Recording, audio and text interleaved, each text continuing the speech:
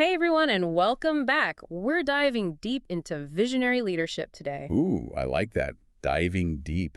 It's not just about those surface level definitions, right? Definitely not. We're going way beyond the buzzwords, uncovering what really makes these leaders tick. And we've got a great guide for this journey. You meet our source. Exactly. Leadership Strategy by Powerful Business Solutions. It's packed with insights, looking at the leaders behind companies we all know: Netflix, Tesla, Starbucks. Yeah, the folks who didn't just see the future coming, they shaped it. Okay, so it's not just having a vision, it's making it happen. 100%. That's what sets them apart. I mean, think about Reed Hastings and Netflix. Back when Blockbuster was still a thing. Right. Everyone else focused on video rentals. Hastings saw the potential of streaming. And bam, streaming revolution. Exactly. He didn't just predict it, he made it happen. Makes you think, huh? What assumptions are we clinging to in our own work? What could be disrupted? Great question. Really gets at that what-if mindset that visionary leaders have. They're not afraid to challenge the status quo, are they? Not at all. They embrace those what-if questions, even the seemingly crazy ones. Like Elon Musk with electric vehicles. Everyone said it was impossible. But he kept pushing, questioning those limitations. And now, Tesla's leading the charge. It's that unwavering belief, coupled with comfort with ambiguity, that drives their breakthroughs. So, it's not enough to have the idea. You need that belief, that courage to push through uncertainty. Couldn't have said it better myself. But let's get specific. What other traits set these leaders apart? Our source outlines 5 key traits, and they're not just feel-good fluff. Oh no, these are actionable insights. We can actually learn from them. Now we're talking. Bring on those actionable insights. Number 1, knowing the difference between a smart risk and just being reckless. Ooh, good one. Think about Howard Schultz returning to Starbucks when it was struggling. He knew deep change was needed, made some bold moves. But not just random, right? Nope. Calculated, strategic. Based on his understanding of the company, the market. So strategic moves, not just leaping into the void. Exactly. And then there's emotional resilience. These leaders face immense pressure setbacks, critics. So how do they handle it? They don't crumble. They learn, adapt, come back stronger. Mindfulness, strong networks, self-care, all crucial. So inner strength is just as important as business smarts. Absolutely. It's that inner strength that keeps them going when things get tough. Makes sense. You need that resilience to see your vision through.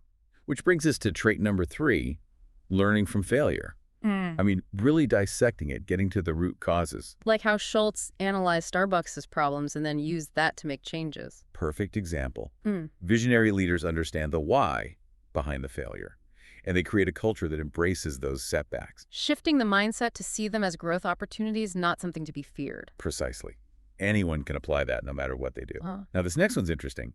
Conviction and adaptability. Well, hold on. How can you have both? It's about holding on to the core why of your vision, but being flexible with the how.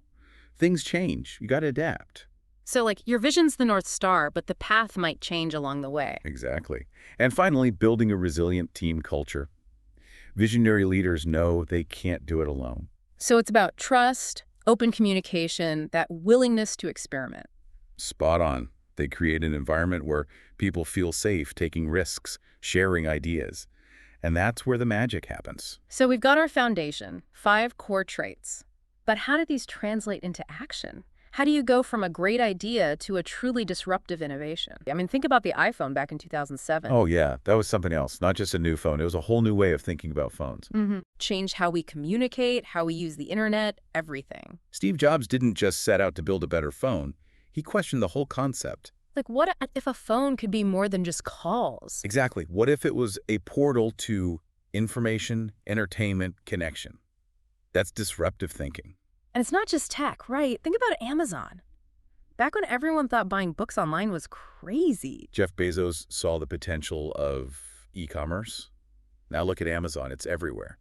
They've changed how we shop, how we think about retail. And it makes you wonder, what other impossible ideas are out there just waiting for the right leader? So how do they actually do it? How do they translate those visionary ideas into something real? Our source gets into the nitty-gritty here. It talks about building a culture of innovation.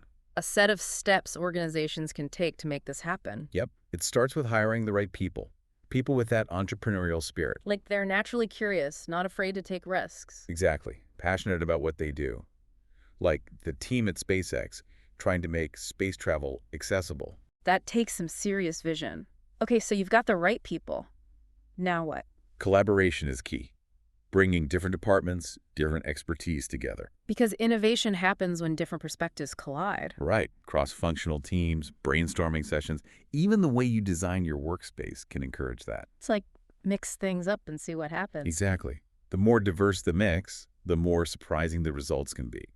But there's also this fear of failure that holds people back. That's a big one. How do you overcome that? By encouraging experimentation and get this embracing failure. Wait, what? Embrace failure? That doesn't sound right. I know, right? But visionary leaders get it. Failure is part of the process. It's not about celebrating mistakes. More like creating a safe space to try things, knowing it's okay if it doesn't work out. It's all about learning. Like that fail fast, learn fast idea. Look at Tesla.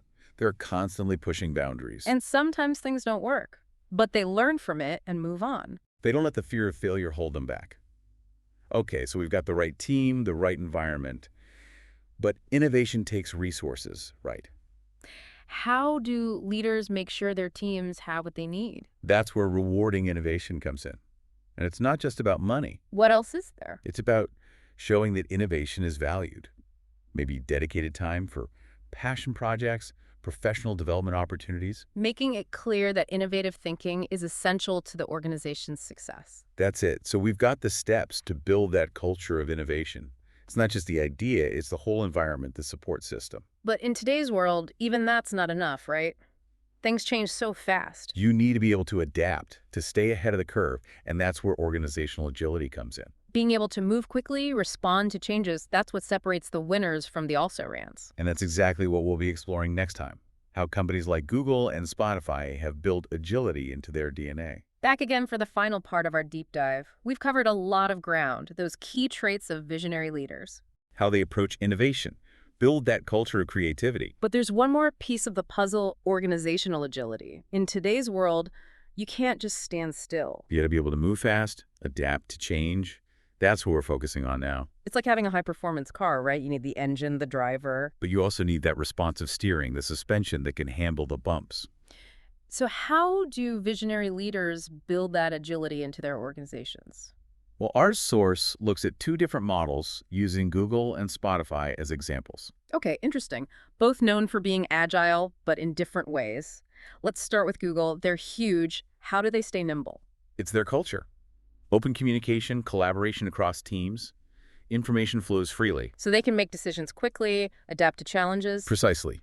Now, Spotify is a bit different. They're big, but focused on that one product, music streaming. So how do they approach agility? They've gone decentralized, organized into these autonomous squads. Like mini startups within the company. Exactly. Each squad has its own mission, the authority to make decisions. They can move fast, experiment. So Google's like a big interconnected network. Spotify is more like a fleet of speedboats. That's a great analogy. Both effective, but in different ways. How does a company know which model's right for them? It depends on their size, industry, even their leadership style. But the point is, agility is essential however you achieve it. Makes sense. And this ties into communication, right? It's one thing to have a vision. But you need to communicate it in a way that inspires people, gets them on board. Our source talks about Shantanu Narayan at Adobe. How did he do it? He had this clear vision, Adobe as the leader in digital creativity.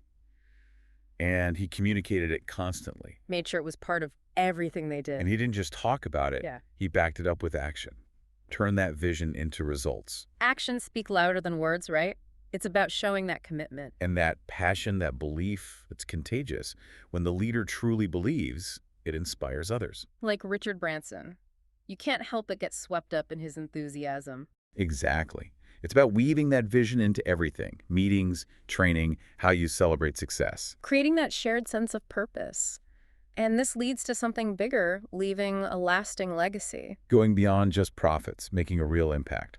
Like Yvon Chouinard at Patagonia. Ah, Patagonia. They're known for their commitment to the environment. Chouinard showed that business success and social impact can go together. What can we learn from him? First, that deep sense of purpose. Visionary leaders are driven by something bigger than themselves. They want to make a difference. Second, continuous learning, always adapting, evolving their approach. And finally, empowering others, like Steve Jobs, who built that culture of excellence at Apple. It's about inspiring others to achieve amazing things.